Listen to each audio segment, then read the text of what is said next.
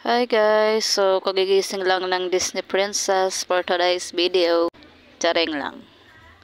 Ayong over talaga yan. Kain tayo ng rose bowl, sardines. Ayan. Kita ko lang to sa FB, tas gusto ko siyang itry. Nung nakaraan pa kami naghahanap nito, kaya lang lagi siyang ubos. So, nakakita kami kanina sa Alphamart, malapit sa amin. And, nag-iisa na lang siya. Tapos, maanghang pa nga. Doon pa talaga sa pinakasulok-sulok, parang tinago. Tapos yan. Ang lalaki ng ano niya, ng piraso niya. Saka hindi rin siya amoy malansa. Hindi ko na siya ginisa, tapos di ko siya nilagyan ng kalamansi. So yan.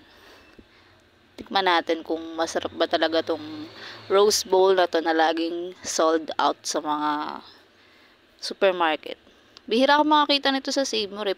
Actually parang wala. Sa Alphamart lang. Tapos nag-iisa na lang siya. So, ayan. Inamoy ko siya. Hindi siya amoy malansa. And, tikman na natin dahil ito ang first meal ng A above.